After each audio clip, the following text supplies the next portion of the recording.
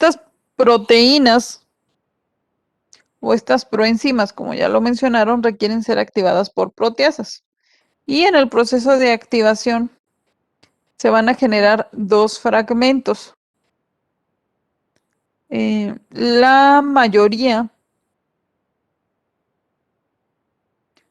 de los fragmentos va a seguir esta nomenclatura. El fragmento pequeño le denominan fragmento A y al fragmento grande le denominan fragmento B.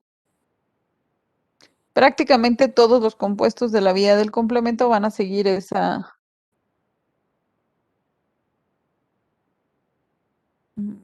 ley. A excepción del C2.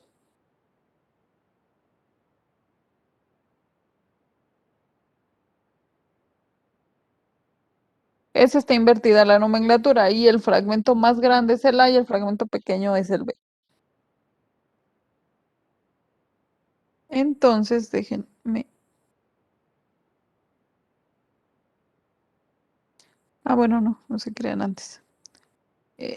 No solamente hay simógenos, sino que también hay algunas otras proteínas que forman parte de el complemento. Vamos a tener componentes que inician las cascadas, que se denominan iniciadores, como es el complejo C1. Tenemos los mediadores enzimáticos, que son precisamente los simógenos, o algo que se llama convertasas, que son como es una proteasa, ¿no? Que se forma por la unión de dos fragmentos o tres o más. Del complemento tenemos las que actúan como opsoninas, que son los fragmentos más grandes, que es C3b o C5b. Tenemos algunos otros que tienen actividad inflamatoria, que son los fragmentos chiquitos y que se les conoce como anafilotoxinas, como C3a, C5a, C4a, que lo que hacen es aumentar el aporte sanguíneo a los vasos de pequeño calibre, pues provocan la vasodilatación y también inducen quimiotaxis. Tenemos las proteínas que forman el complejo de taquiamembrana, que son C5b, C6, C7, C8 y C9. Tenemos a los receptores del complemento y tenemos a componentes reguladores que van a ser proteínas que van a estar en las células de huésped, que van a evitar precisamente que el complemento se active en las células del huésped y que sean destruidas por este. Entonces, pues aquí está nada más un esquema donde muestra eso. Tenemos a los iniciadores, como son el complejo C1 y MBL. Tenemos a las que actúan como convertasas, a las que actúan como opsoninas, a las anafilotoxinas, este que es el complejo de ataque a membrana, obviamente los receptores del complemento y finalmente las moléculas reguladoras.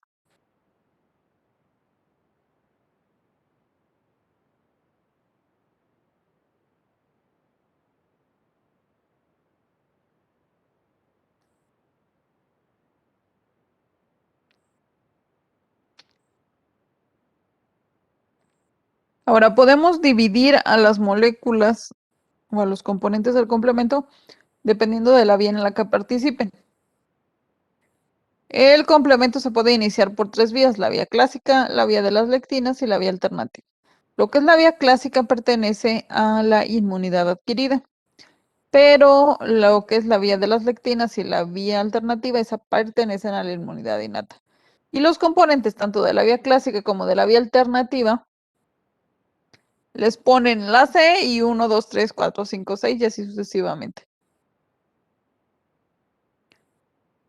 También de la vía de las lectinas, aparte de estos complejos, a excepción de C1, hay otras moléculas iniciadoras como son la lectina de unión amanosa y las serinproteasas activadas por lectinas de unión amanosa, o algunas como las ficolinas, que ahorita los vamos a ver. Y finalmente, en la vía alternativa, ahí ya no solamente son con la C y algún número, sino que aquí ya les denominan factores y les pusieron alguna letra del alfabeto.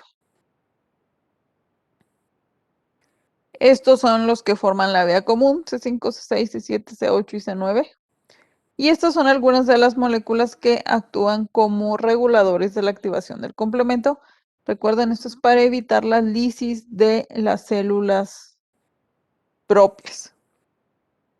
Ahora, en general, nosotros podemos decir que las funciones del complemento son ayudar al incremento de la actividad fagocítica mediante la opsonización, la lisis de las células blanco susceptible y de microorganismos patógenos a través del complejo MAC, la solubilización y eliminación de los inmunocomplejos y la regulación de la producción de los anticuerpos.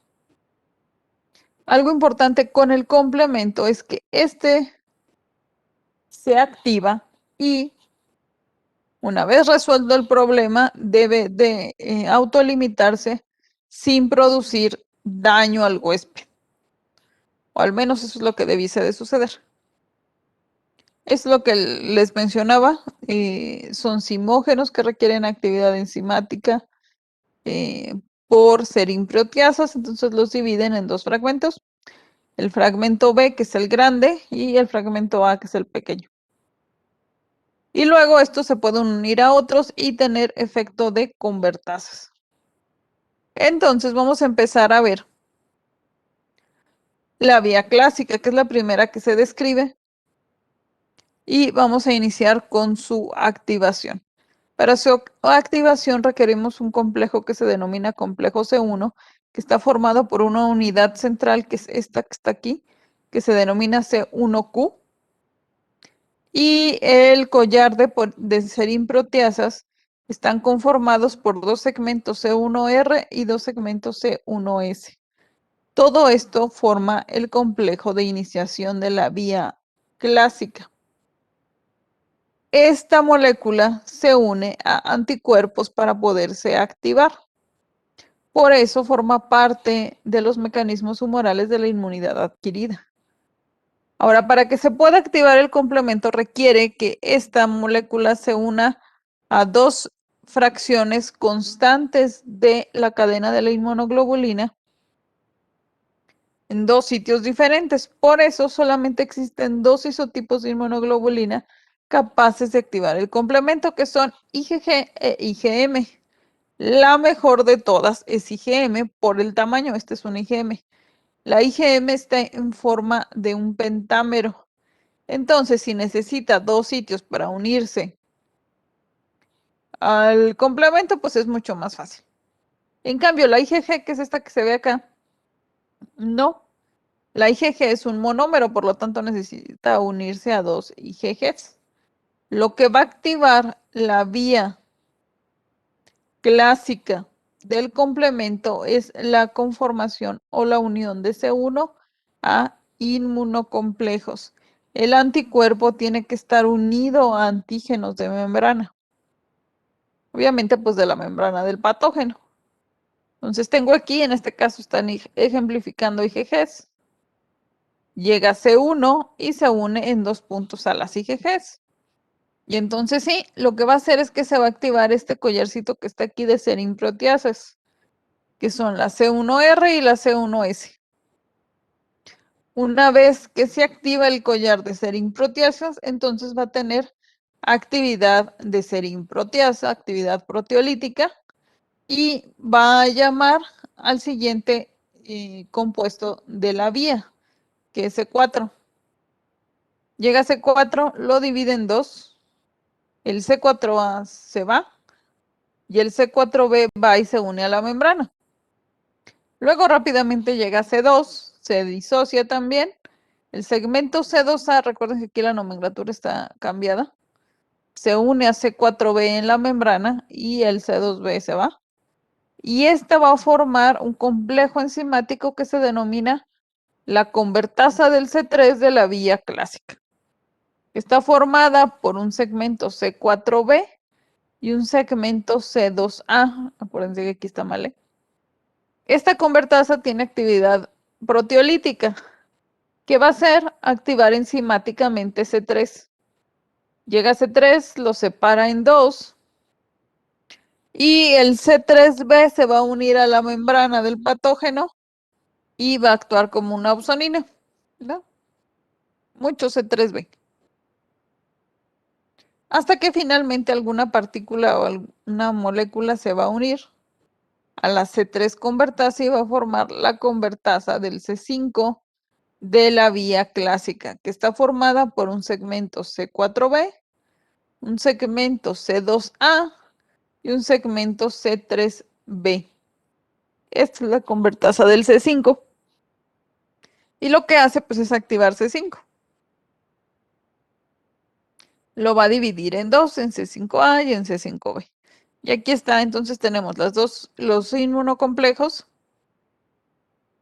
Esta es la región constante de las inmunoglobulinas, llega a C1, se une, luego se activa C4, luego se activa C2, se forma la convertasa del C3 y finalmente el C3b va y opsoniza la membrana del patógeno. ¿Dudas de esta? Vamos a la mitad, ¿eh? Nos quedamos en la C5 convertasa. ¿Dudas hasta aquí?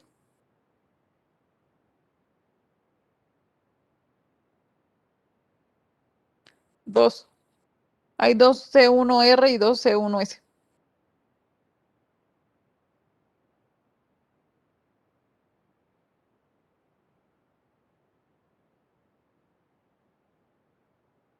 Bueno, entonces esa fue la activación por la vía clásica. Ahora, la vía de las lectinas sí forma parte de la inmunidad innata. Y esta se va a unir por unos complejos que se llaman lectina de unión amanosa, que lo que va a reconocer son carbohidratos. Y esta es la lectina de unión amanosa.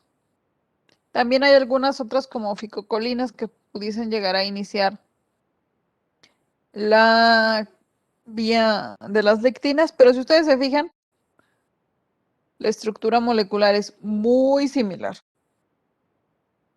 Básicamente lo mismo. Tenemos mi estructura central, que es la lectina de unión amanosa, y vamos a tener un collar de serin-proteáceas que están formadas precisamente por eso. Serin-proteáceas activadas por lectinas de unión amanosa. ¿Qué es esto? Entonces, si se fijan, pues tengo mi complejo iniciador, tengo los sitios de unión y tengo mi collar de serin-proteáceas. Lo único que lo que va a unir son carbohidratos. En este caso, manosas se une, va a llegar nuestro collar de serin-proteáceas, se activa y entonces hace lo que hacía la otra. Activa C4, C4b se va a la membrana, y luego llega C2, C2a se une a C4b y forma la convertasa del C3. Si ustedes se fijan, es la misma de la vía clásica. La convertasa C3 de la vía clásica y de la vía de las lectinas es exactamente lo mismo. Lo único que cambió aquí fue qué molécula inició la activación del complemento. Y luego llega C3 y forma C3b y C3a y así mucha, hasta que alguna se une a la convertasa del C3 y se forma la convertasa del C5, que es exactamente la misma convertasa. ¿Qué cambió aquí? La molécula iniciadora.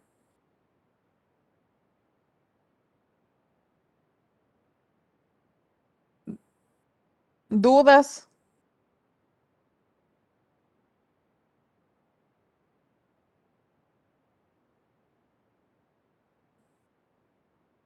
¿No? ¿Seguros?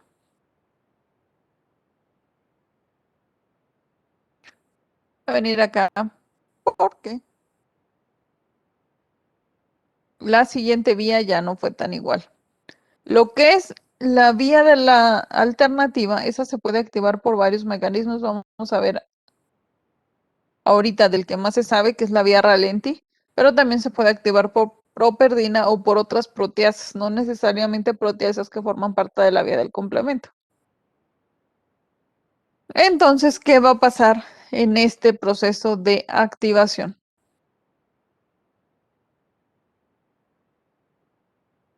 Aquí vamos a tener dos C3 convertasa, una de fase fluida, o sea, soluble, y otra que está unida a membrana. Bueno, en esta ruta de activación partimos del hecho de que se activa C3 de forma espontánea. Pero no se activa C3 como les he mencionado, no, sino que el C3 es hidrolizado. Si se fijan, aquí está su molécula de agua. Es hidrolizado y cuando es hidrolizado va a llamar a otro factor del complemento, que es el factor B. El factor B se va a unir al C3 hidrolizado. Cuando están unidos estas dos moléculas, eso va a atraer a otro factor, que es el factor D del complemento. Y el factor D del complemento lo que va a hacer es escindir o activar metabólicamente al factor B, y si se fijan, le corta el fragmento pequeño, que es el BA, y se va a quedar el segmento BB, ¿no? Y es así como se forma lo que se conoce como la convertasa de la fase fluida, que está formada por un C3 hidroxilado, perdón, y hidrolizado, y el fragmento BB. ¿Qué hace esta convertasa de fase fluida? Pues activar C3, pero ya lo activa de la forma que hemos estado viendo en el fragmento A y en el fragmento B. El fragmento B va a ir a buscar una membrana y se va a unir a una membrana. Ahora, este fragmento B que está aquí, C3B, se le puede unir factor B. Entonces llega y se le pega factor B. ¿Qué pasa? Llega el factor D, activa otra vez al factor B y se forma la C3 convertasa unida membrana de la vía alternativa, que está formada por un segmento C3B y un segmento BB. El problema con esta convertasa unida a membrana es que la unión es inestable y se puede degradar muy rápido. Para evitar eso, llega otro compuesto del complemento, que es el factor P o properdina, que estabiliza la C3 convertasa y pues ya se queda ahí en la membrana. ¿Qué hace la C3 convertasa? Va a activar pues C3, los segmentos que nosotros ya conocemos, C3B, C3A, igual se genera mucho C3B, hasta que algún C3B se une a la C3 convertasa de la vía alternativa y se forma la C5 convertasa. Entonces la C5 convertasa está formada por un segmento C3B, un segmento BB, properdina y otro segmento C3B. Y así llegamos otra vez a la generación de C5. No sé si quedó claro.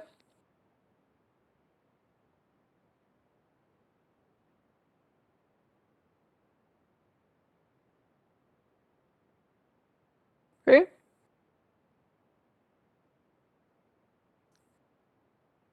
Entonces volvamos aquí. A esa vía que les acabo de mencionar se le conoce como vía ralenti. Aunque les digo, también se pudiese activar C3, por ejemplo, por alguna otra proteasa. Entonces aquí partimos, aquí nos les enseñan la fase fluida. Supongan ustedes que tengan la fase fluida que genera C3B o que haya alguna otra actividad enzimática que genere C3B. El punto es que se van a llegar a unir a membrana.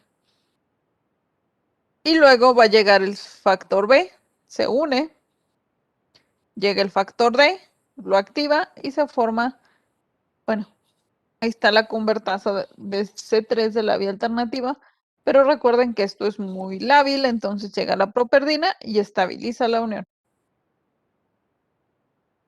Se estima que, que el mayor número de C3 convertasas es esta, más que la que se genera por vía clásica y por vía de las lectinas, porque cualquier C3B puede unir factor B, no solamente los que se generan de la convertasa de fase fluida, también los C3B generados por la iniciación de la vía clásica o de la vía de las lectinas pudiesen generar este tipo de C3 convertasa.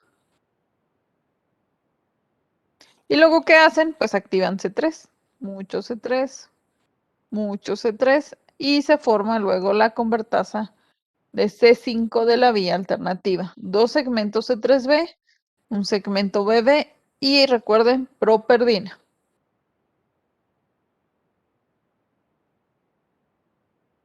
¿Dudas hasta aquí?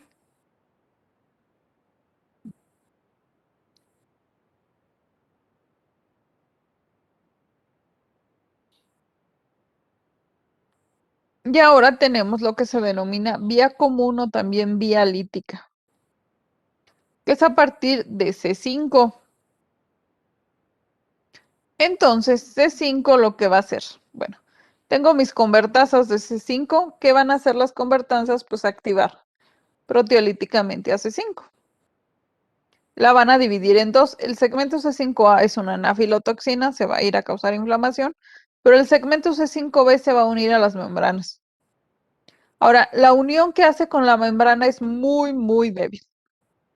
Entonces, pudiese perderse rápidamente la interacción que tiene con la membrana del patógeno. Si no fuera porque tiene que llegar rápidamente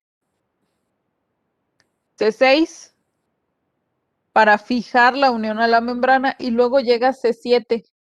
Y C7 es lo que hace C7 es exponer las regiones hidrofóbicas de la membrana a lo que está hacia el interior para que justo llegue C8 y atraviese la membrana. Esta es la primera molécula del complemento que atraviesa completamente la membrana del patógeno y es el puente, no el puente, es el poste más bien dicho, para formar el poro. ¿Cómo se va a formar el poro? Por el factor C9. Se va a polimerizar C9 hasta que se forma un poro. Está atravesando por completo la membrana y esto es lo que va a mediar la lisis osmótica mediada por complemento a través de muchos complejos de ataque a membrana. Entonces, la MAC o el complejo de ataque a membrana está formada por C5b, C6, C7, C8 y C9. No sé si tengan dudas.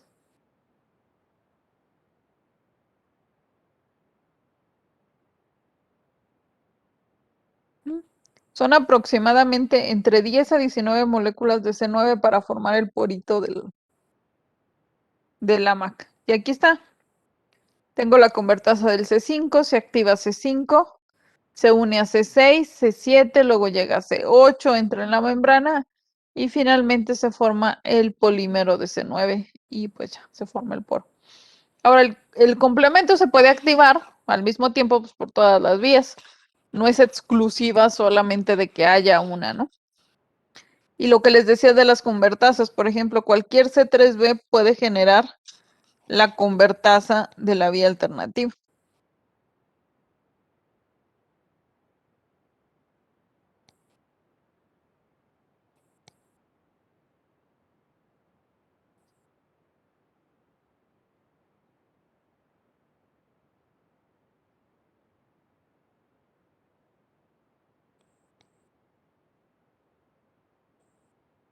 Y este es más o menos un poro.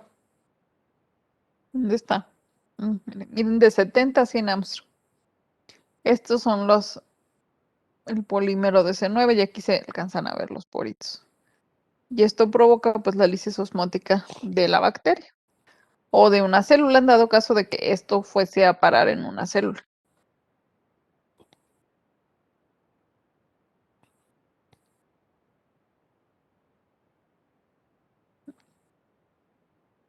No sé si tengan dudas.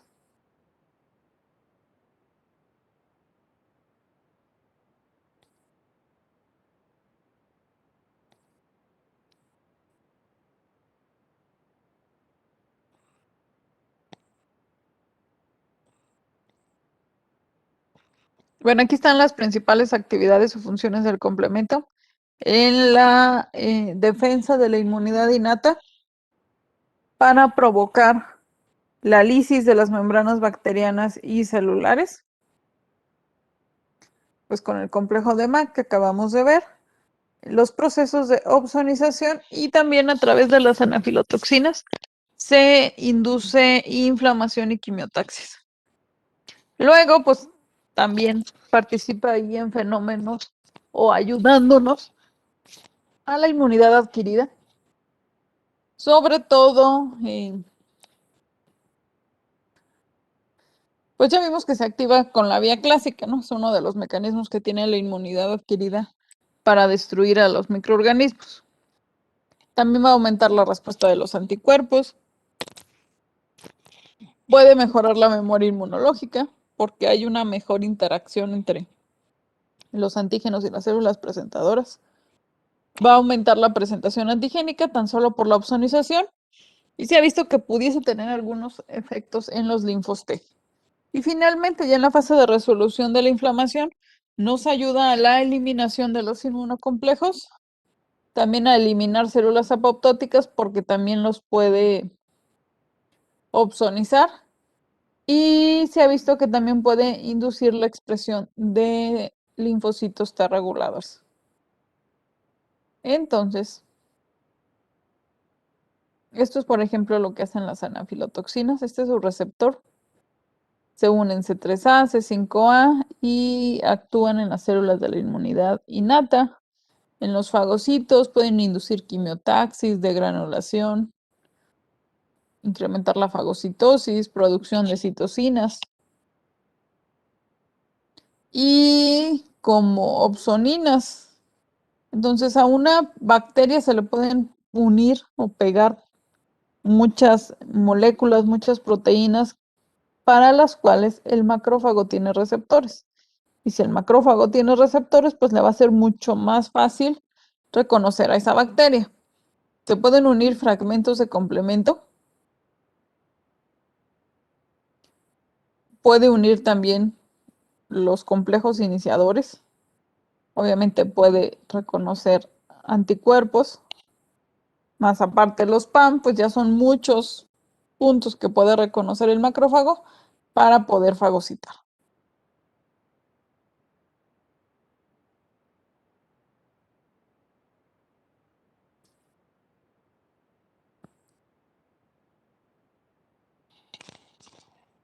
Y luego tenemos también esta otra función que tiene que ver ya con la resolución del proceso inflamatorio, que es cuando nos ayuda a la eliminación de los inmunocomplejos.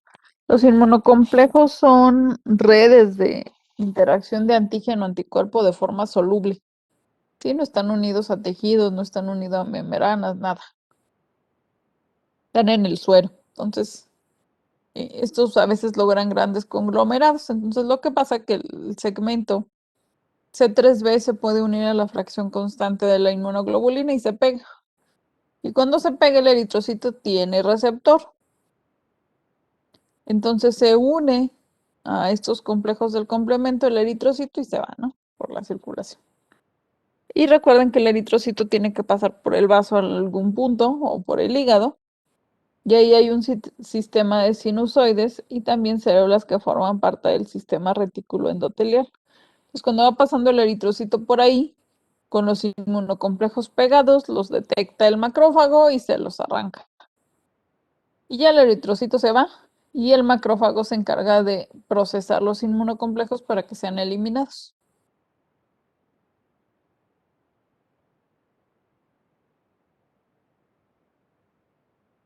¿Dudas? ¿Preguntas?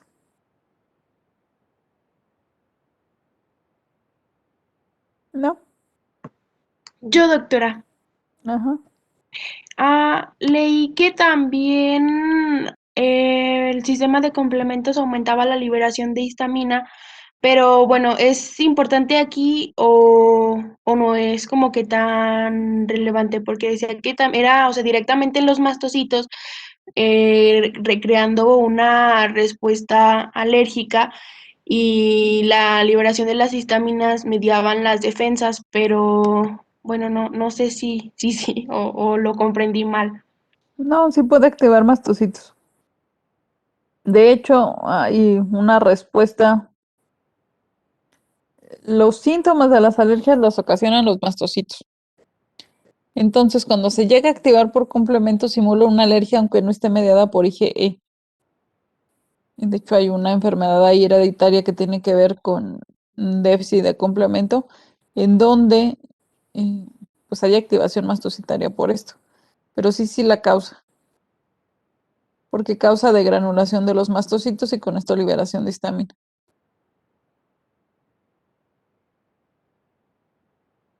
Sí la entendiste bien.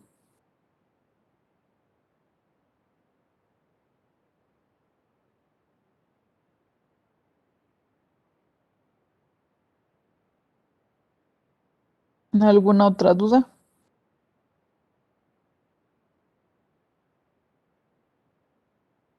¿No? Ahora, imagínense si todas estas moléculas se activaran sin ton y son, pues no tendríamos células literal.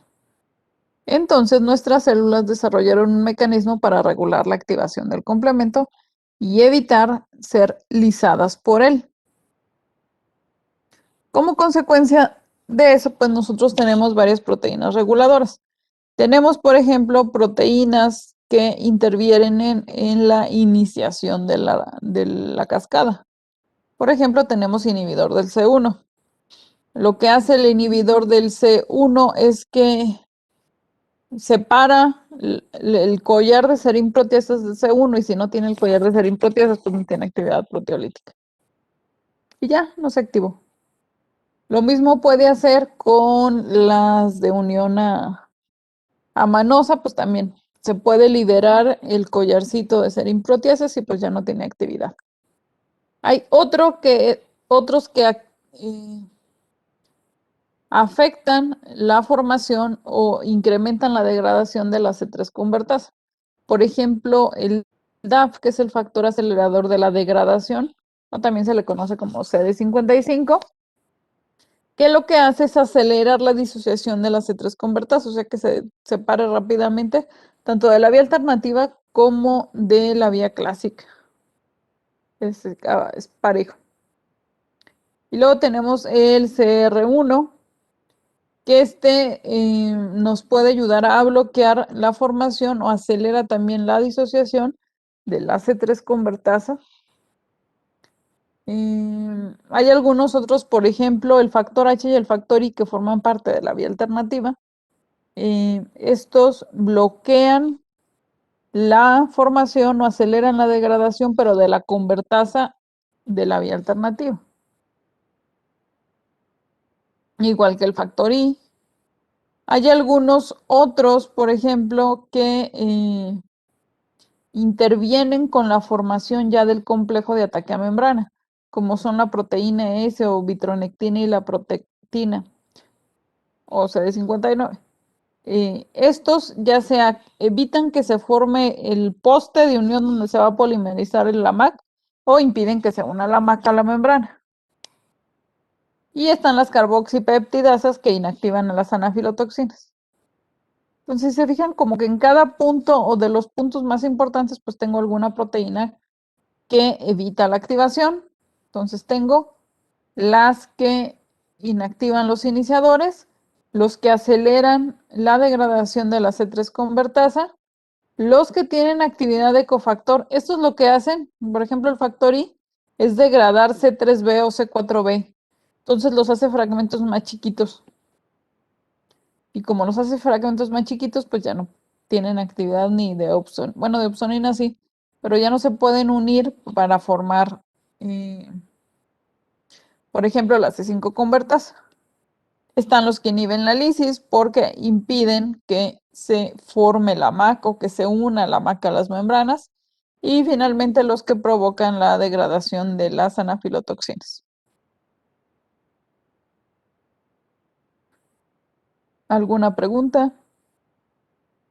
¿Algún comentario? ¿Dudas?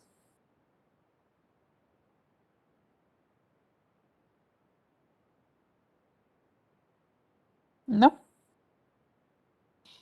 Y esto pues nada más es, si nosotros tenemos moléculas reguladoras, pues las bacterias también. No es infalible, desafortunadamente, el sistema de complemento contra las bacterias porque desarrollaron mecanismos Sí, sí hay. Por ejemplo, hay una que se llama hemoglobinuria paroxística nocturna que no hay CD55 y CD59 y se produce una lisis de los eritrocitos, de las plaquetas, incluso a veces de los leucos, por complemento.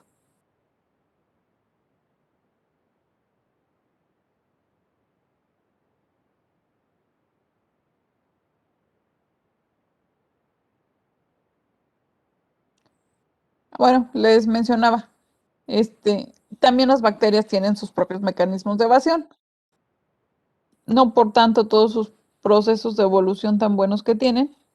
Eso, eh, el complemento es uno de los elementos de la inmunidad que es más antiguo desde el punto de vista filogenético. Muchos seres inferiores tienen sistema de complemento. Entonces, pues ha ido evolucionando a través de los años y las bacterias con ello. Entonces, por ejemplo, hay bacterias como esta que es el estafilococo que provoca una interferencia entre la interacción del anticuerpo con el complemento. Puede eliminar, por ejemplo, las IgGs, entonces pues ya no hay quien se una, ya no hay cómo se active por la vía clásica. Eh, Pueden desactivar algunas incluso de las mismas convertasas o algunos de los elementos también del complemento también pueden impedir que se unan a la membrana. Pueden también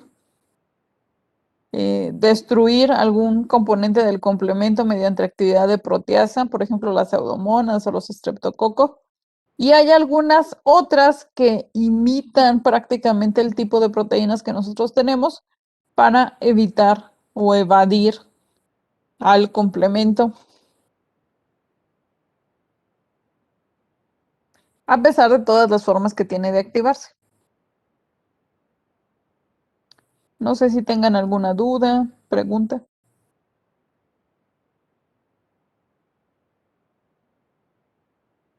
del complemento.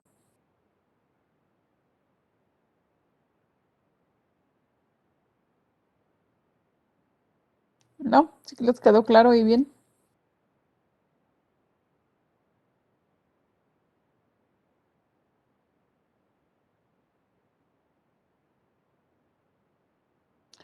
Bueno, entonces si quieren 10 minutos y ya vamos a empezar con inmunidad adquirida.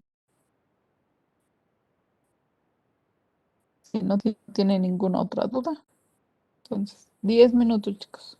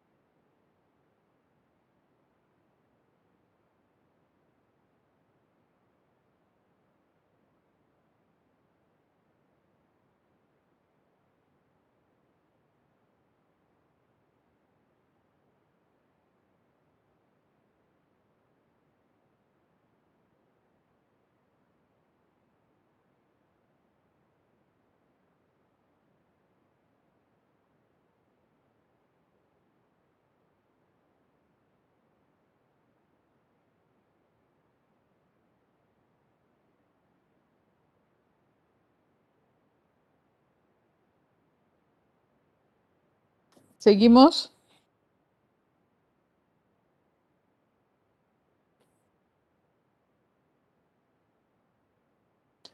Bueno, vamos a empezar ya con lo que es inmunidad adquirida.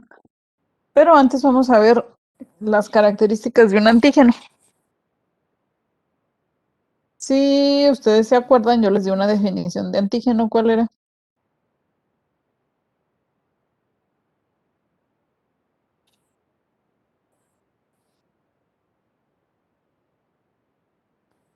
¿Qué definición de antígeno les di?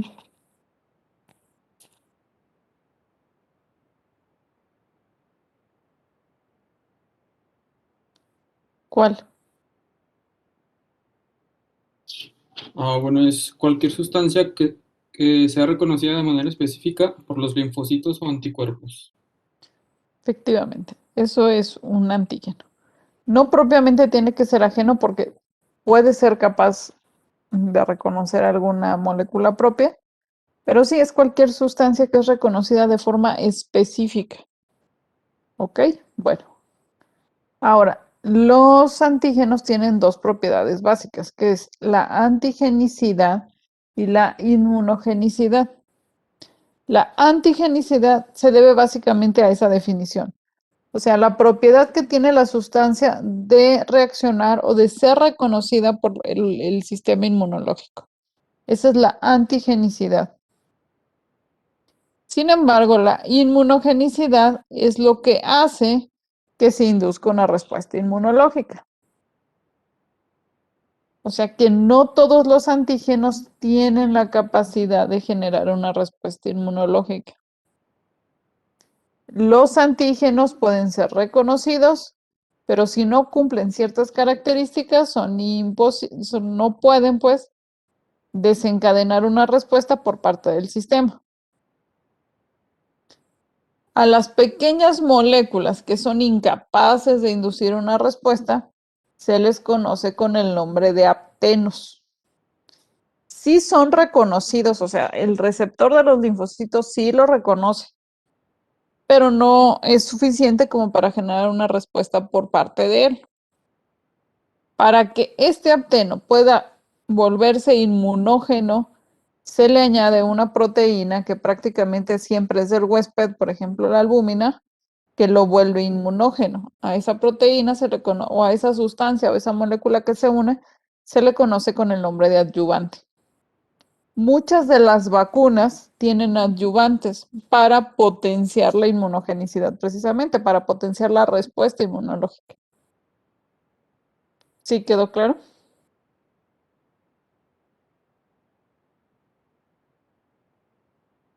Ahora, a la zona específica del antígeno que reconoce el anticuerpo se le denomina epítope o determinante antigénica.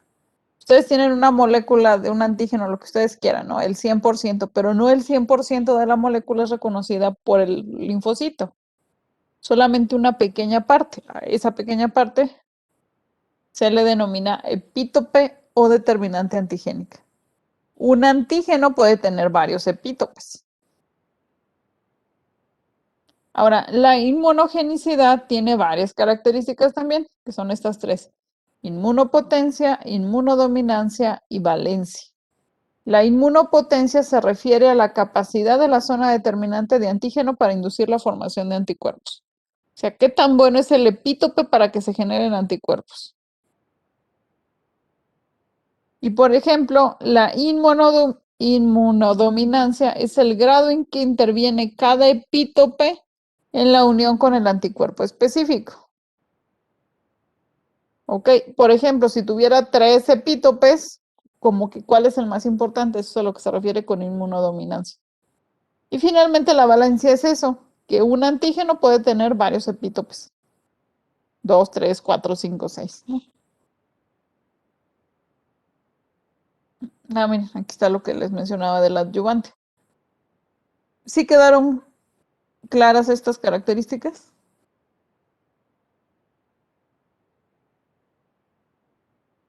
Doctora, ¿podría repetir de casualidad la definición de epítope, por favor? Es la zona que es reconocida por el anticuerpo. Es la zona específica del antígeno que es reconocida por el anticuerpo.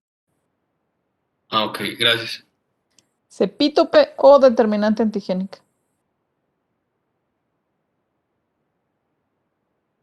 Ahora, ¿qué características tiene un antígeno? Bueno, es de alto peso molecular, o sea, es una molécula grande.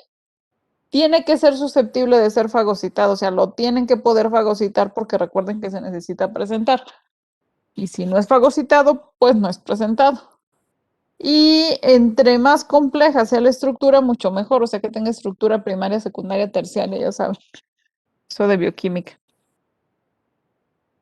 Pueden ser procesados mediante dos vías. Los exógenos van a inducir una respuesta humoral, o sea, los que vienen de afuera de la célula, y los endógenos que vienen dentro de la célula, de ahí son los autoantígenos, por ejemplo, esos inducen una respuesta celular.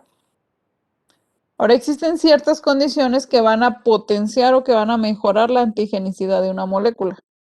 Uno es que sea extraña, o sea, entre más extraña sea, mucho mejor. Por ejemplo, a lo mejor si es una proteína que comparten muchas especies, no sé, que sea albúmina, pongamos del más burdo ejemplo. Pues a lo mejor eso no es extraño. Quizás sea poco probable que lo vaya a reconocer. Pero en cambio, si entra, ¿qué les puede, qué puede entrar? No sé, una partícula de plomo. Nosotros no tenemos plomo. Entonces eso sí va a ser reconocido por un antígeno. Sí, es el caso de o una toxina, ¿sí? Alguna proteína totalmente ajena a nosotros, pues va a ser muchísimo más fácil que sea reconocida por el sistema inmunológico, algo que comparte similitudes. La complejidad química es muy importante. Los mejores antígenos son proteínas, aunque también puede haber carbohidratos, lípidos, ácidos nucleicos, pero el mejor de todo sería una proteína, o el que más antigenicidad e inmunogenicidad tendría. A mayor heterogeneidad química, mayor inmunogenicidad. El tamaño, pues, es relacionado con el otro, entre más grande mejor. Estabilidad estructural, que no se modifique. Sí, no es como que, por ejemplo, algo que se coman y luego que con la digestión se transforma en otra cosa y luego que por otro encima se transforma en otra cosa. No, tiene que permanecer su estructura intacta porque recuerden que los anticuerpos son específicos y si se modifica la molécula, pues ya no es reconocido por el anticuerpo. Por eso es importante la estabilidad estructural. Y luego la degradabilidad está de la mano casi con lo anterior. Si la molécula puede ser degradada muy fácilmente, el tiempo en que está expuesto es muy bajo. Por lo tanto, no le da tiempo al sistema inmunológico de tener una respuesta. Al contrario de si tiene una degradabilidad baja, que le imposibilita la transformación, que la convierte en una molécula estable y que está mucho tiempo, pues es mucho más fácil que el sistema inmunológico vaya a responder contra ella. No sé si quedó claro.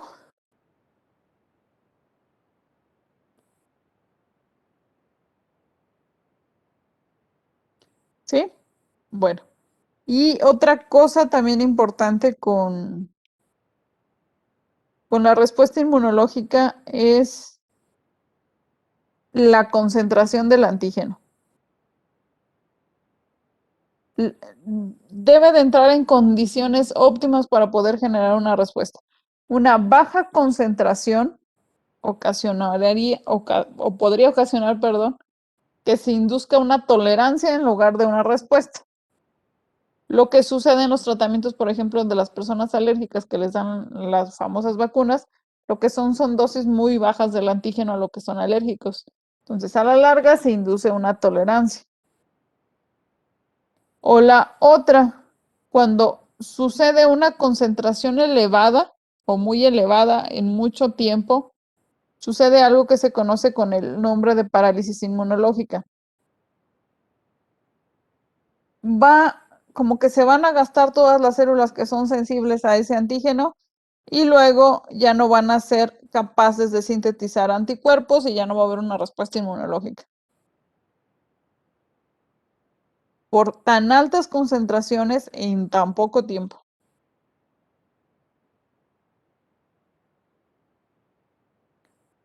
Mm,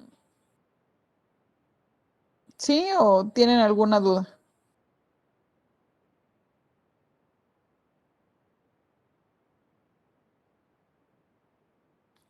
Ok, entonces esas fueron las características generales de los antígenos.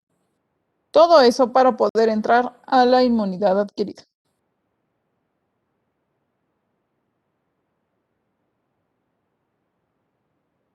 Entonces, la inmunidad adquirida se va a dar cuando se evaden los mecanismos de la respuesta inmunitaria innata. Entonces ya la respuesta innata no pudo eliminarla, pues entonces sí entra en acción la adquirida. Y es generada obviamente con la penetración de una dosis inicial de antígeno. Las células que van a mediar esta respuesta son los linfocitos y la parte humoral de esta respuesta está controlada por los anticuerpos que son sintetizados por las células plasmáticas, que es la forma madura de los linfocitos B. Ahora, las características de la inmunidad adquirida ya la habíamos visto, no se les olvide, es específica, es diversa, es clonal y genera memoria. Esas son mis 4 características básicas de la inmunidad adquirida. Para que pueda hacer todo esto, el punto importante está en la forma en que se generan los linfocitos. ¿Cómo se da todo el proceso de linfopoiesis? Porque es en el proceso de linfopoiesis cuando se generan los receptores que son importantes para la especificidad, para la clonalidad, para la memoria y para la diversidad. Entonces es lo que vamos a ver ahorita. ¿Cómo es que se generan los linfocitos? Bueno, antes de esto, ¿ustedes saben cuál es la estructura? Porque necesito de una inmunoglobulina.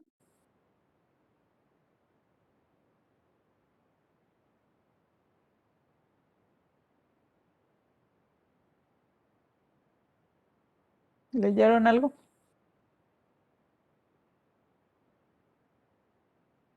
¿No?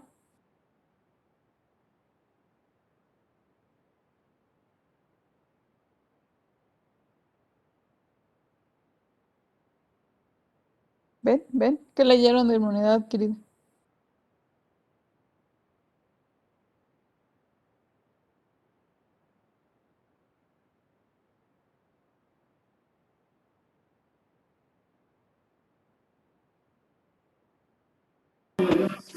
Doctora, ¿podría volver a repetir, por favor, la pregunta? Es que no la escuché bien.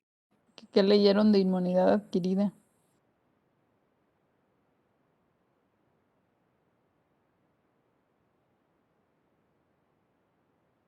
No han leído nada.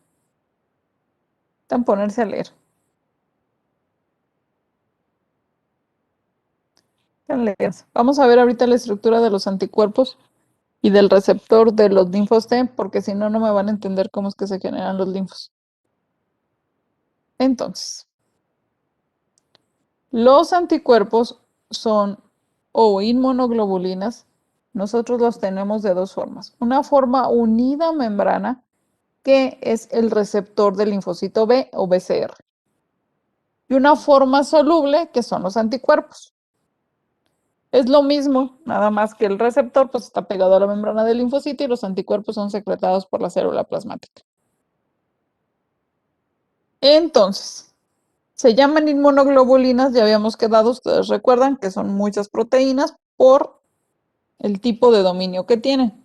Y el dominio consiste, o el dominio de tipo inmunoglobulina, es cuando una cadena polipeptídica, o sea, una cadena de proteínas, se pliega hacia una serie organizada, de cadenas beta paralelas. ¿Qué es esto más o menos que se ve aquí? ¿Sí? Este es el plegamiento del dominio de inmunoglobulina.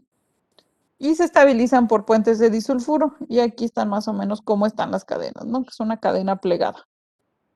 Bueno, las inmunoglobulinas tienen este tipo de dominios. Dependiendo de la inmunoglobulina que tengan, pues tendrán más o menos.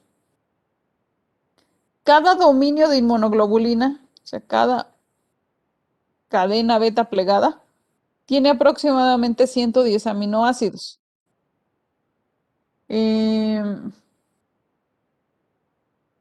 Los dominios van a estar conectados por una cadena polipeptídica, que es esto que está aquí, o sea, un dominio y otro. Esta superfamilia, ya habíamos visto algunas proteínas de esta superfamilia, no son solamente estas, son muchos otros, pero los receptores de los linfocitos forman parte de la superfamilia de las inmunoglobulinas. Entonces, los anticuerpos están formados por 4 cadenas polipeptídicas, 2 que se denominan cadenas ligeras y 2 que se denominan cadenas pesadas. A las cadenas ligeras, ustedes van a encontrarle la nomenclatura ahí en los libros con L, ¿no? De like. Y a las cadenas pesadas, ustedes van a encontrarle ahí la nomenclatura con H de height, ¿no? Cadena pesada, cadena ligera. Y estas cadenas van a estar unidas por un puente de disulfuro, o van a estar unidas por puentes de disulfuro. ¿Qué es esta estructura que yo creo que todos identifican de una inmunoglobulina? Entonces son 4 cadenas polipeptídicas, 1, 2, 3 y 4. Van a ser 2 cadenas pesadas, que son estas, y 2 cadenas ligeras. Son idénticas, las 2 pesadas y las 2 ligeras. La zona que reconoce el antígeno se encuentra en la región variable. Bueno, eso no se los he dicho. Cada cadena va a tener unos dominios, unas regiones constantes o dominios constantes y unas regiones variables. Cada uno de estos cuadritos que está aquí ejemplificado es un dominio de tipo inmunoglobulina. En la cadena pesada puede haber de 3 a 4 regiones constantes o dominios de tipo inmunoglobulina y uno variable. Y en la cadena ligera solamente hay uno constante y uno variable. Ahora, es en los dominios variables o en las regiones variables en donde se interactúa con el antígeno, o sea, en donde se interactúan con los epítopes. Esta región de unión a los antígenos se encuentra en los dominios aminoterminales de la cadena, si ustedes se fijan, ahí están. Y la zona específica de la cadena, más bien de la región variable de la inmunoglobulina, que se une al antígeno, se llama zona determinante de la complementariedad. O también a veces le llaman regiones hipervariables.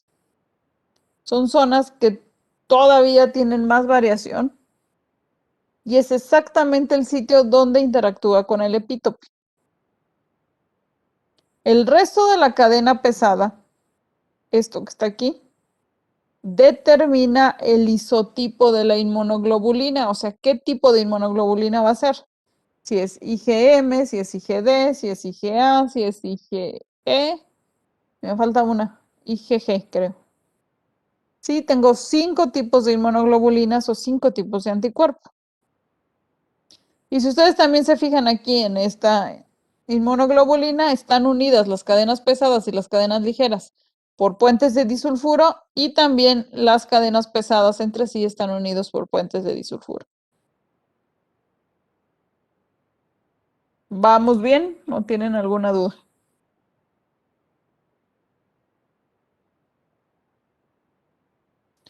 Ahora, quedamos pues que la región constante de la cadena pesada determinaba el isotipo.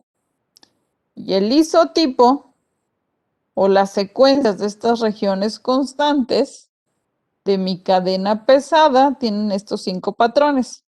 Mu es la de IgM, delta es la de IgD, gamma es la de IgG, epsilon es la de IgE y alfa es la de IgA y son los que van a determinar la clase de la inmunoglobulina. ¿Ok? Esta región constante de la cadena pesada, no se les olvide.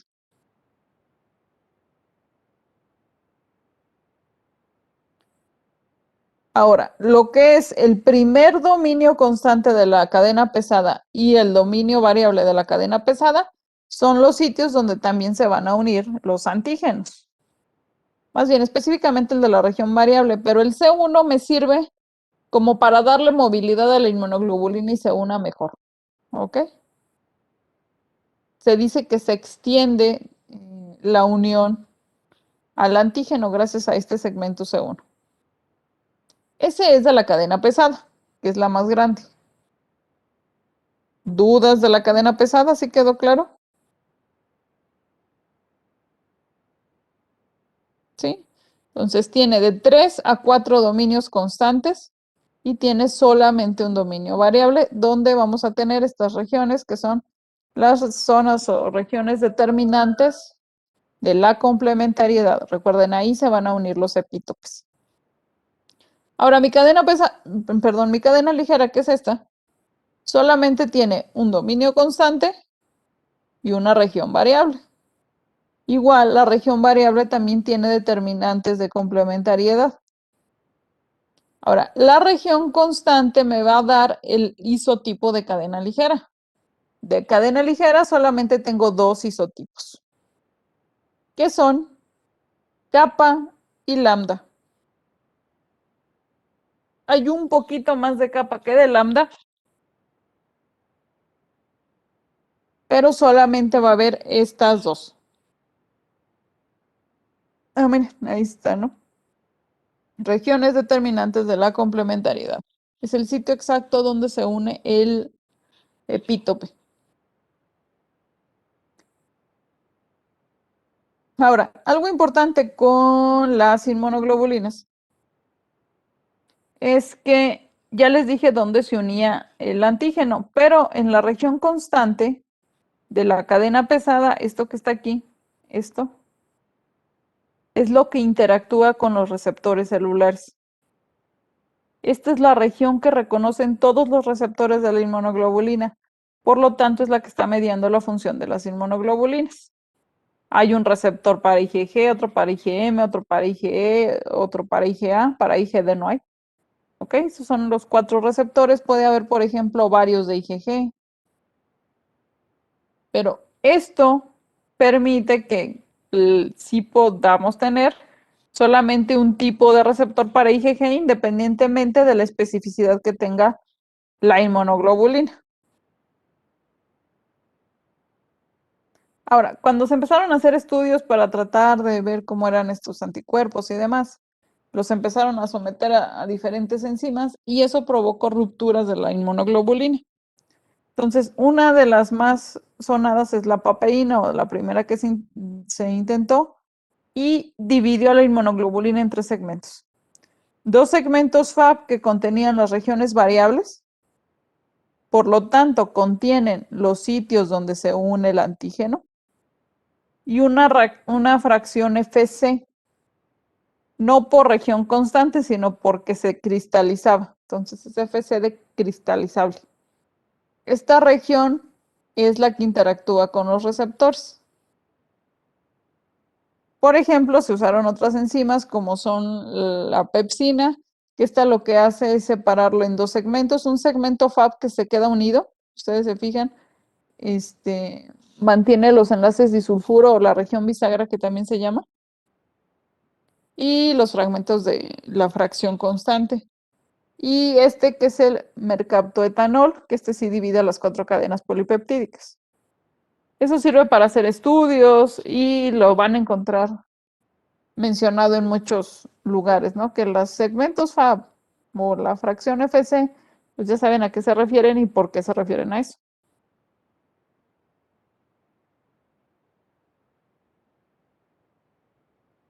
¿Dudas hasta aquí?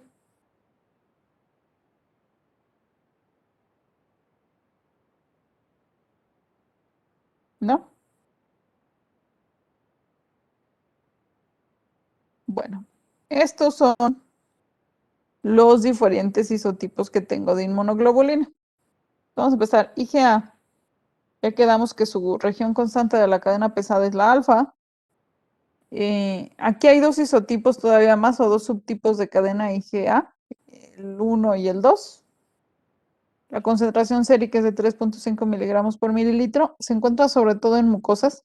Y esta se encuentra de forma habitual en forma de dímero. Si se fijan, son dos Y o dos inmunoglobulinas que están ancladas a una cadena que se le denomina cadena J por unión. ¿Ok?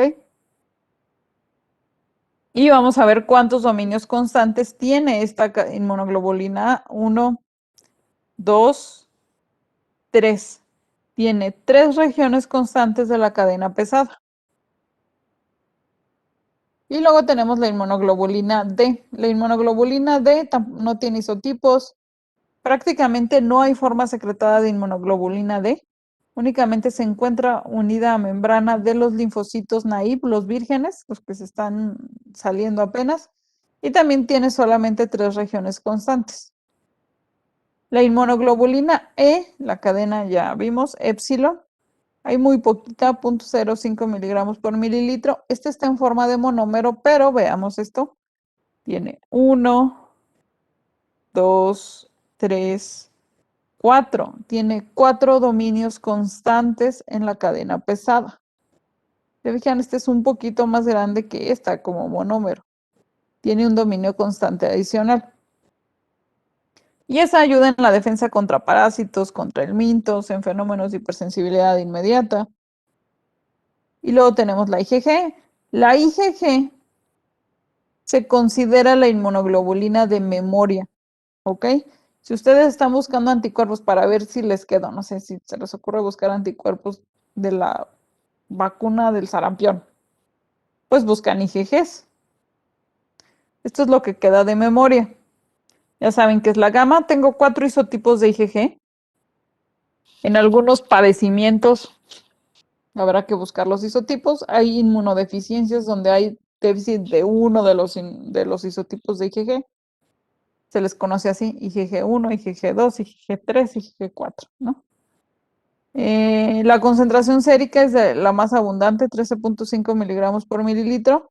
Su vida en el suero, si se fijan, también es la más prolongada, 23. Está en forma de monómero, pero vean cuántos dominios constantes va a tener esta. 1, 2, 3 dominios constantes nada más. Y este participa en opsonización, activa complemento. Ay, perdón. Ayuda también, gracias. Salud. Gracias. ¿Qué más? Pues todos los mecanismos efectores de la inmunidad humoral los media prácticamente IgG. Y por último tenemos la IgM. La IgM es la inmunoglobulina que primero secreta el linfocito, que ahorita vamos a ver. Es mu, su cadena pesada. Y vean, es la inmunoglobulina más grande. Si se fijan, es un pentámero. Obviamente, como es un pentámero, también tiene cadena J, donde se pegan, como quien dice, los menómeros de inmunoglobulina. Y si también se fijan, tiene 1, 2, 3, 4 dominios constantes. O sea, es una molécula muy grande. Este receptor lo vamos a encontrar en los linfocitos B naive y esta es la inmunoglobulina que va a estar elevada en los fenómenos agudos. Si ustedes llegan a tener una IgM elevada de algo, quiere decir que están enfermos en ese momento de eso. ¿Qué es lo que traen? No sé si han oído las noticias con el coronavirus. Que IgM, que IgG, que los anticuerpos, que bueno, eso forma parte de lo que miden las pruebas rápidas, que miden los anticuerpos, miden estos dos, IgG e IgM. Entonces, si están elevados los dos, pues quiere decir que en ese momento están enfermos. Si está elevado solo IgG, quiere decir que ya le dio. Si está elevado solo IgM y no está elevado IgG, pues quiere decir que a lo mejor apenas está empezando con la infección.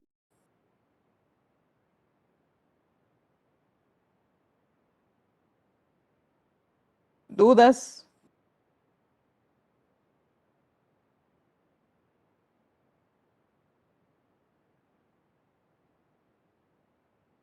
¿No?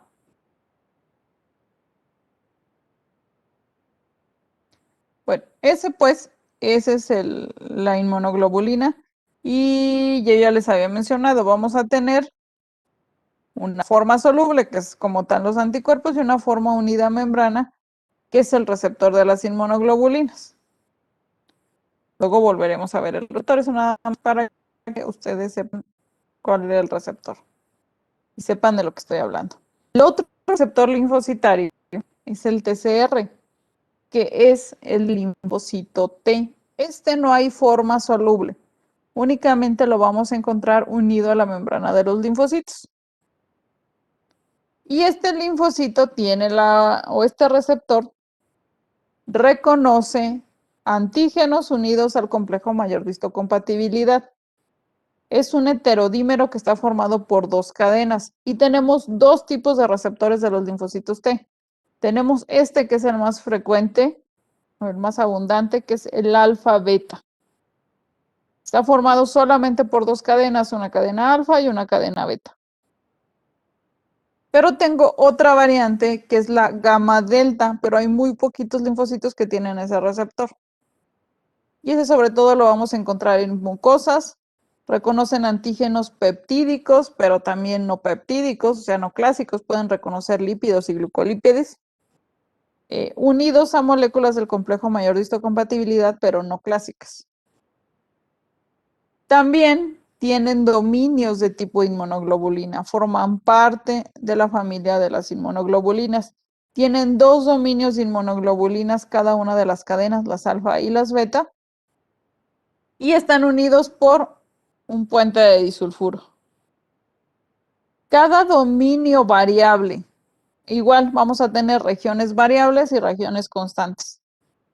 Cada dominio variable de la cadena alfa y de la cadena beta va a tener tres dominios hipervariables donde van a estar los determinantes de la complementariedad.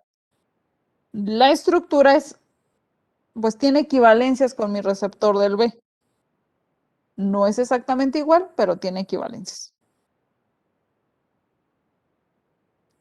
Va a tener una región transmembrana y una región intracitoplasmática. Esta región intracitoplasmática es muy cortita.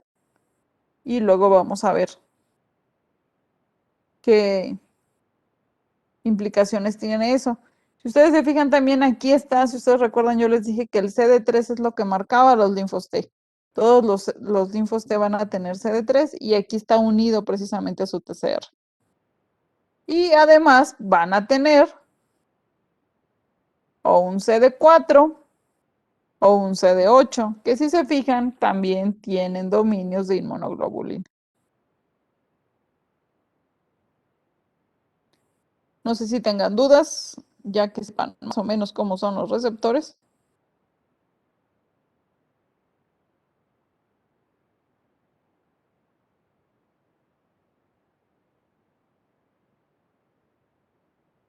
Ok. Teniendo en cuenta esos receptores, para que me entiendan cómo es que se va generando el linfocito. Luego vemos bien ya la estructura del TCR y cómo es que transmite la señal. Pero eso es necesario para que me entiendan cómo se generan los linfos. Los linfocitos son las únicas células que tienen un receptor que tiene tanta variación en cuanto a su especificidad. Que hay un amplio repertorio de linfocitos, o sea, hay la diversidad, ¿no? ¿Por qué hay tanta variación en el receptor? Bueno, porque tiene que asegurarse de contar con el repertorio de células que sean capaces de reconocer todos los antígenos que les sean presentados. Todos, pues, tiene que reconocerlos. También se tiene que asegurar que el sistema inmunológico reconozcan como propio a los antígenos del huésped, a los antígenos de la persona. Y finalmente, al término del proceso de la linfopoiesis, los linfocitos tienen que salir a la periferia ya con las herramientas necesarias para desencadenar una respuesta inmunológica. Bueno, este proceso de formación de linfocitos viene o se va a iniciar de la célula madre hematopoyética, que es su precursor común de todos. Luego ocurrirá una diferenciación hacia un progenitor linfoide, y ese progenitor linfoide tiene la capacidad de generar cualquier subpoblación linfocitaria. Se puede originar linfocitos B, linfocitos T y linfocitos natural killer. Para terminar, los procesos de maduración y diferenciación, por ejemplo, los linfos B y los natural killers se van a quedar en la médula ósea. Pero los linfocitos T no, los linfocitos T van a salir y van a llegar al timo y ahí van a terminar su proceso de maduración y de diferenciación. Hay interleucinas que van a ayudar hacia uno, hacia otro de los linfocitos, ahorita vamos a ver algunas, pero la interleucina 7 en general media los procesos de diferenciación de B y T y la 15 de los natural killer. Este proceso de linfopoiesis tiene como 3 puntos importantes. Uno, que las células migran y proliferan, ¿no? Por ejemplo, los linfocitos T migrarán al timo y empezará la proliferación, y los linfocitos B en la fase final tendrán que viajar al vaso o migrar al vaso. El segundo es que se da un proceso de diferenciación para que se adquieran los fenotipos maduros de las subpoblaciones linfocitarias.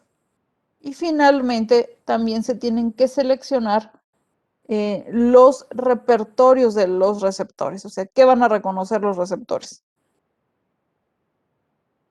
Ya dependiendo del linfocito, pues es cómo se va a generar el receptor. ¿Dudas hasta aquí? No, recuerden, no tienen que viajar a la médula ósea, están ahí. La célula madre hematopoyética está en la médula ósea.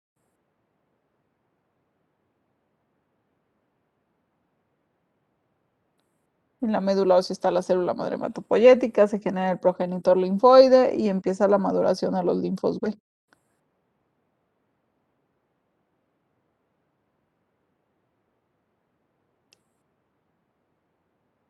Los que sí se tienen que ir son los linfocitos T. ¿Dudas?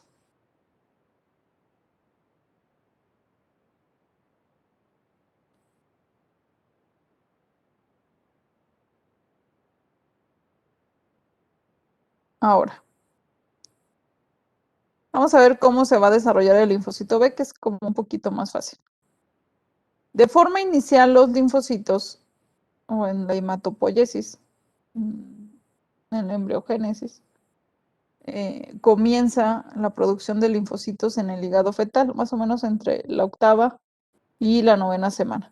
Y ya luego va a migrar ya definitivamente la médula ósea aproximadamente en la semana 28. Bueno, ya que está en la médula ósea, va a comenzar este proceso de generación de linfocitos B. Entonces ya tengo mi célula madre, ocurrió el progenitor linfoide y va a aparecer la primera célula comprometida hacia el linaje B, que se denomina ProB.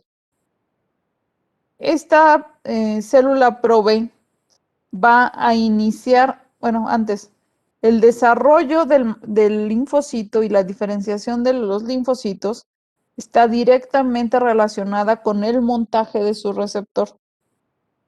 Y ahorita lo van a ver. Entonces, la célula ProB, que es el primer precursor de la línea B que yo voy a identificar en la médula ósea, va a iniciar el reordenamiento de la cadena pesada, de la región constante de la cadena pesada, que es mu. Esto por el estímulo de la interleucina 7 y la interleucina 3. Entonces empieza el reordenamiento y luego en la célula PreB ya se reordenó con éxito la cadena pesada mu. Y ya la voy a encontrar en citoplasma y en la membrana. Una vez que esto sucede, va a comenzar el reordenamiento de la cadena ligera, ya sea capa o sea lambda. Cuando se ensamble la inmunoglobulina completa, recuerden que es mu, entonces se va a ensamblar un IgM.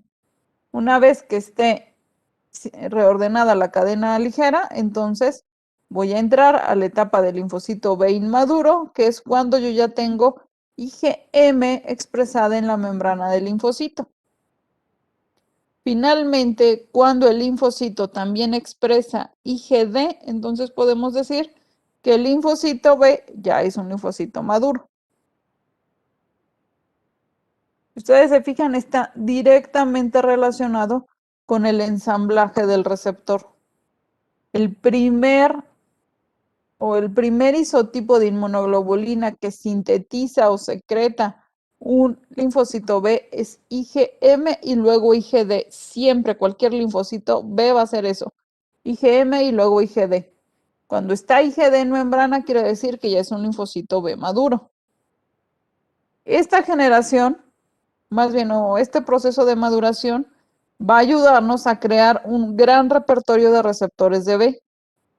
Y también se va a dar el proceso, esto no se los mencioné, se va a dar un proceso una vez que esté ensamblado el receptor, que se llama de selección negativa. El B no tiene selección positiva, solo tiene selección negativa. Y la selección negativa nos ayuda a eliminar linfocitos autorreactivos. Aquellos linfocitos, a estos linfocitos que ya tienen el receptor se les empieza a presentar antígenos propios.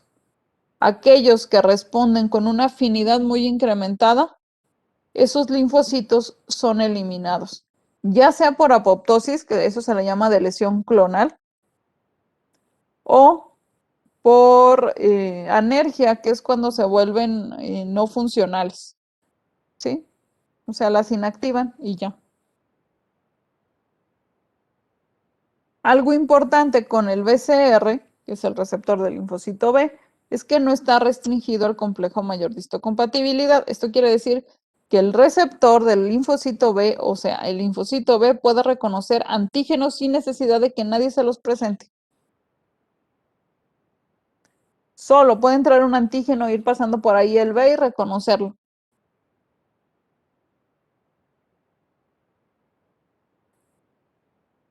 Entonces tenemos aquí más o menos cómo se da el proceso de maduración.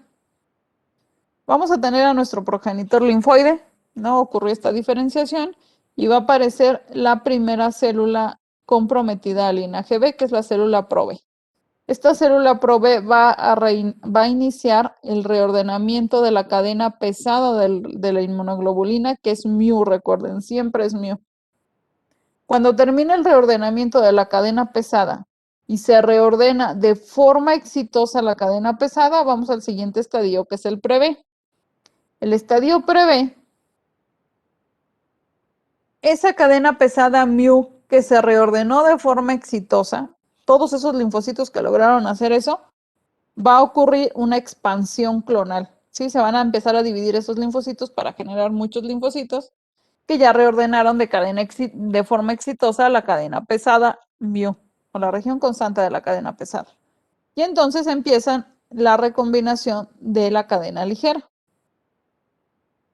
Y luego viene la etapa B inmadura, que aquí ya está expresando, recuerden, IgM, porque ya tengo mi receptor. Entonces sí, pueden suceder los mecanismos de selección negativa. Le empiezan a presentar antígenos. Si los reconoce con una afinidad incrementada, el linfocito o se muere o le pueden dar un chance con algo que se llama edición del receptor. Es como que, bueno, ve y cambia el receptor y vuelve a ver si pasas, por así decirlo, ¿no? Cuando esos linfocitos pasan todos esos eventos de selección, porque no solamente les presentan un antígeno, les presentan muchos antígenos, todos antígenos propios, recuerden. Una vez que pasan esos procesos de selección, el linfocito sale ahora sí de la médula ósea y va a terminar el proceso de maduración en el vaso. En el vaso lo único que va a pasar es que va a empezar a expresar también en membrana IgD. Y entonces ya tenemos un linfocito B maduro que está expresando en membrana IgM, IgD y que sobrevivió todos los mecanismos de selección negativa.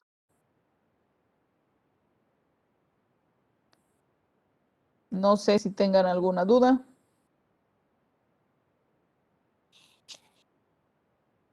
¿No? ¿Sí quedó claro?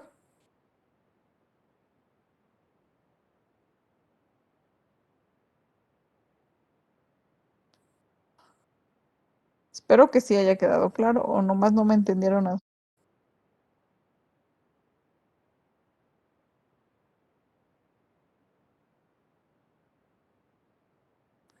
Bueno, la próxima, lean esto. Si tienen alguna duda, la resolvemos la próxima clase.